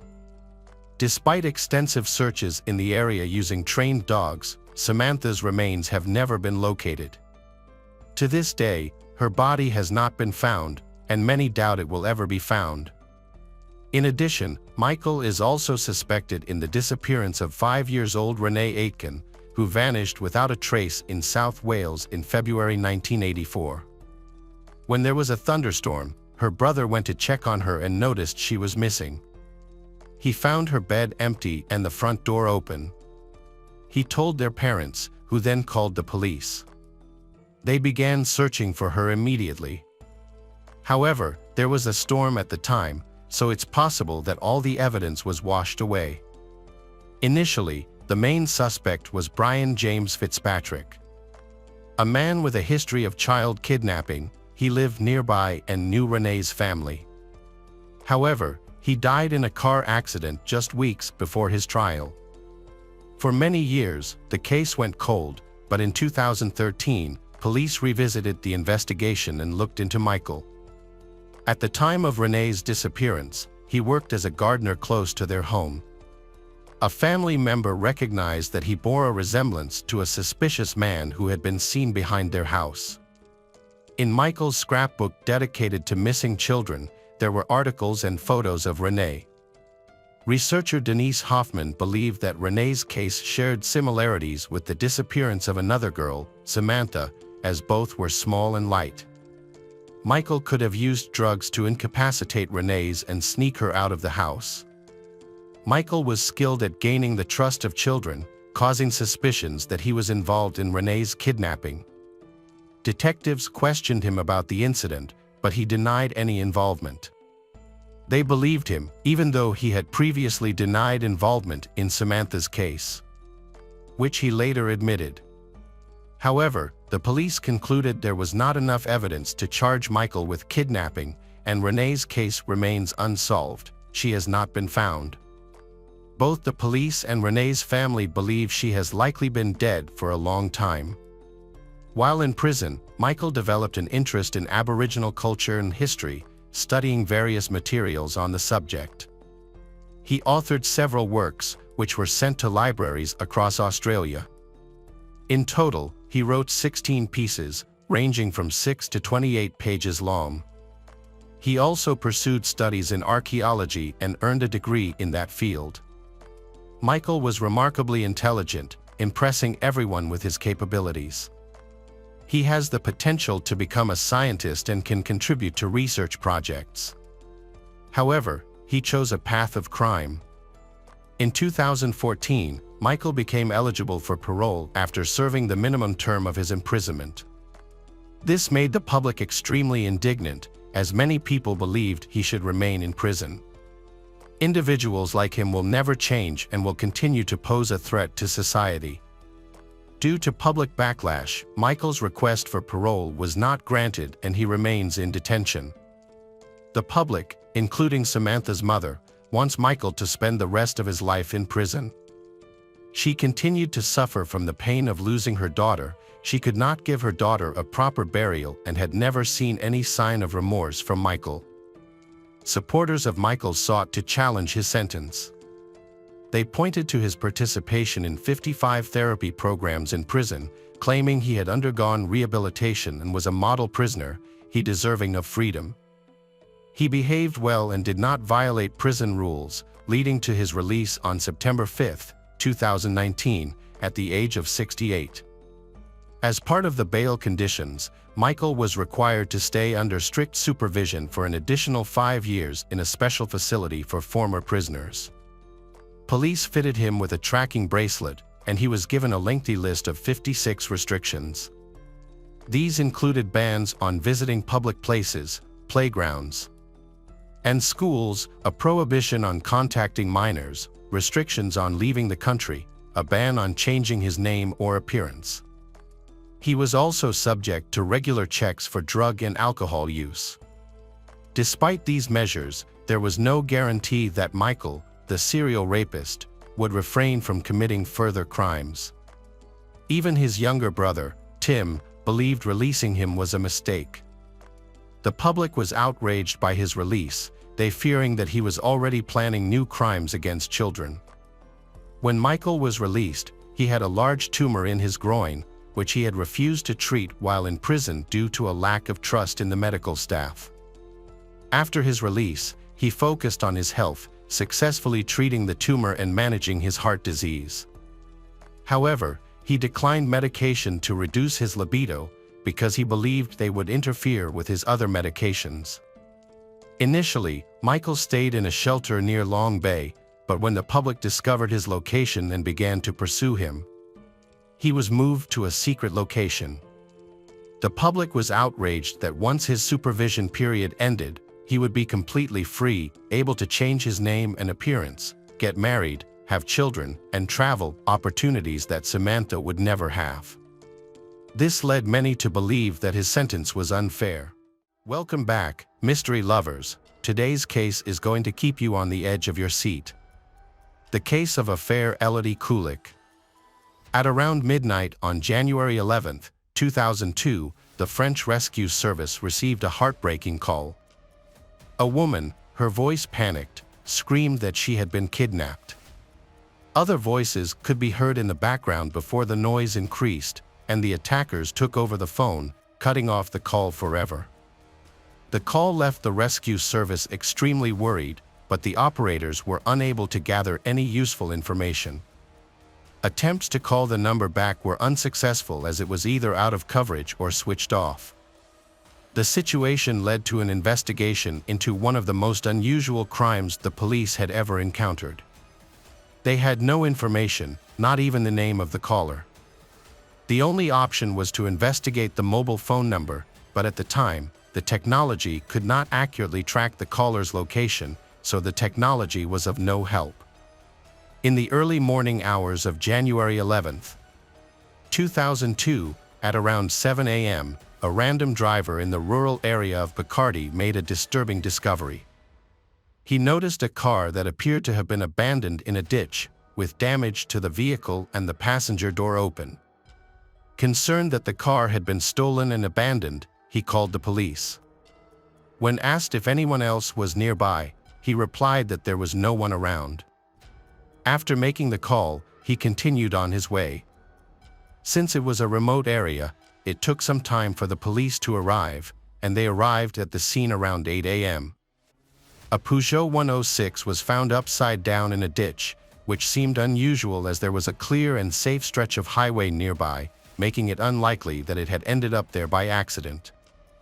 There were no signs of braking or skidding on the road, suggesting the car had intentionally left the sidewalk at a high rate of speed. The keys were still in the ignition, but there was no sign of the driver or any passengers. Police used the license plate to identify the owner. A fair Elodie Kulik, a 24-year-old bank employee who lived nearby. While investigating the abandoned car, her bag was discovered inside, raising concerns for police. The bag contained her money, cards, and keys, but she had disappeared without a trace. Police went to the bank where the affair worked. Bank employees told them she had not shown up for work that day. They then contacted the local hospital, but there were no reports of any victims matching Affair's description. That morning, Affair's father contacted the police to report her absence. He explained that he had tried calling her cell phone, but she did not answer and did not make contact, which was very unusual for her. Normally, if she had any problems, she would always notify her family if she would be late or unable to come home. However, this time, she did not respond and it appeared that she had disappeared. Police began searching the area where her car was found and decided to release a photo to raise public awareness of her disappearance.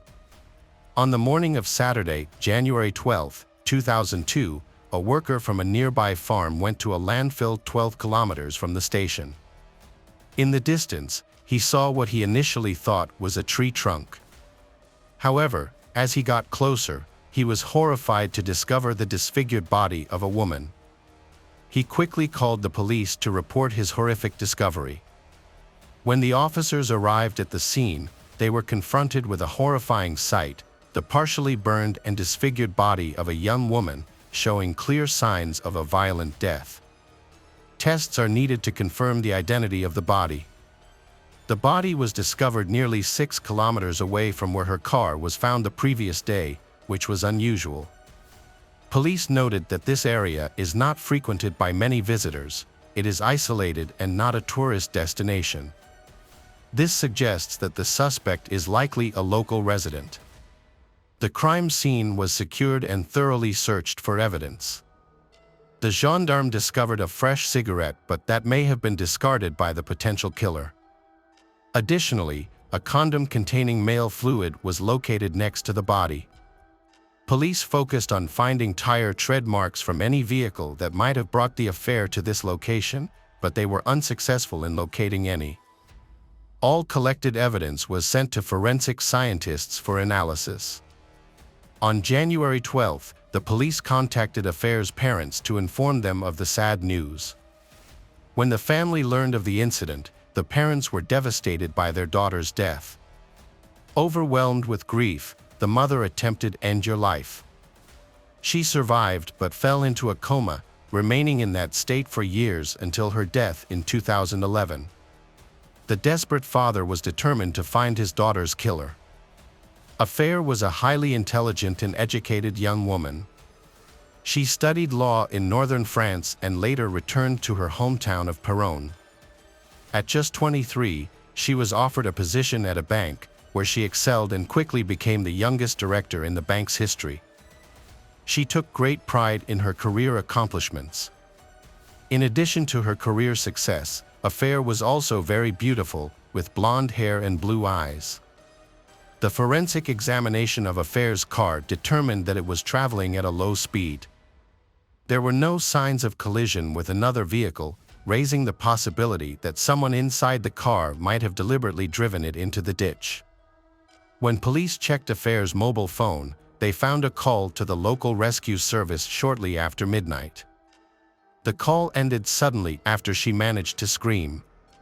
Police retrieved a 26-second recording filled with noise and unidentified male voices. While this recording did not provide clear evidence, it was notable because it indicated male involvement during the incident. The autopsy results showed that Affair died painfully from strangulation, and DNA evidence indicated that she had been raped. However, this DNA did not match any profiles in the database, suggesting her attacker had no prior criminal history. Police believed that the suspect's careless handling of the DNA would eventually lead him to reveal himself again. However, this assumption raised concerns, as it could result in another victim, so they could not afford to wait. Police organized street patrols and collected DNA samples from all male acquaintances of the affair. If these efforts did not lead to results, the search would expand to the surrounding area near the crime scene. The instincts of the gendarmes proved correct. Just 10 days after finding Affair's body, a police commissioner from another precinct arrested a man named Kirill, who had a history of sexual violence.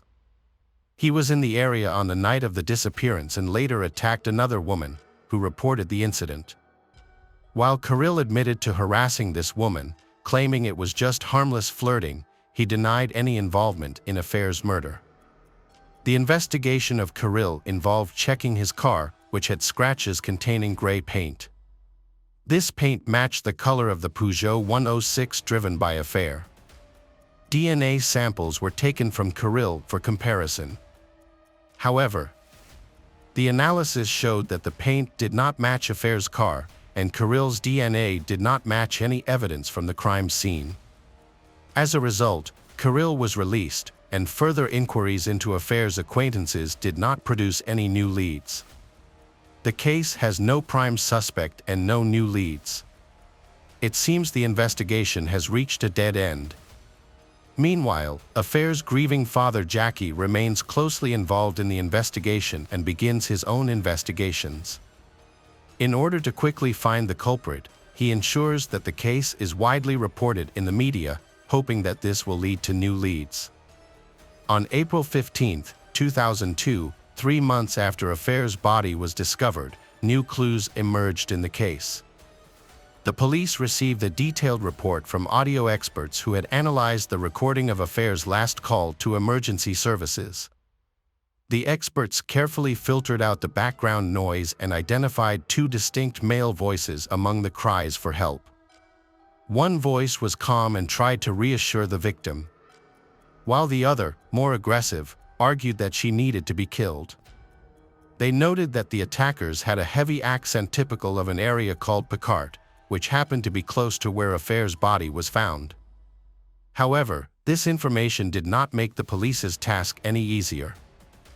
They still lacked data, and the search for a new suspect was slow, with the assumption that 2 men were involved. After 6 months of unproductive investigation, the police department received a call from a farmer in Intruder. On July 8, 2002, he reported discovering a young girl's body on a haystack while heading to work. The shocking scene also revealed another mutilated body. Forensic experts, horrified by the brutality, noted that her limbs were dislocated and her body showed signs of having been run over by a vehicle. This location was only 30 kilometers away from where a fare had previously been found. The victim was identified as Patricia, a clerk who was known for riding her bicycle. She had gone missing just days before the farmer's discovery. Notably, similar items were found at this crime scene. Patricia was recognized as a beautiful girl who worked in a restaurant in Alberta.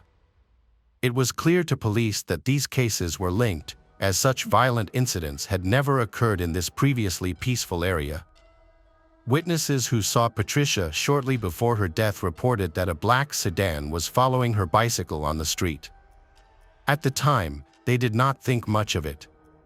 Unfortunately, this was all the information the police could gather. The witnesses could not remember the car's make, model, or license plate. However, the police believed this crime was connected to a previous case, and new information about the black sedan helped narrow down the search. The media quickly picked up the story, increasing public fear and spreading rumors about a possible serial killer. The police's struggle to solve the case led to the discovery of a third body on August 21, 2002. In Villa-Brentoni, a van was found abandoned near the railroad tracks. And inside it, police discovered a third young girl who had been wounded by a bladed weapon and died from internal bleeding. Unlike the earlier victims, this girl's identity was unknown because no one had reported her missing. The police spoke with local residents and learned about the parents of a daughter who had not returned home the night before. They thought she was out with friends. Upon investigation, they recognized the victim as their 18-year-old daughter, Crystal. She was killed approximately 40 kilometers from where the first victim was found. In just 7 months, the gendarmes encountered 3 similar murders of young girls, each caught by the criminals at night on roads between settlements. The locations of these crimes on the map created a triangle that the media called the Triangle of Death. This situation caused public anxiety to escalate, leading residents to hold a memorial procession to express their fear for safety. Even with more police patrols and checkpoints, attempts to gather new evidence and testimonies from other potential victims were unsuccessful. However, by the end of November 2002, the investigation into the second Patricia victim's murder produced new leads.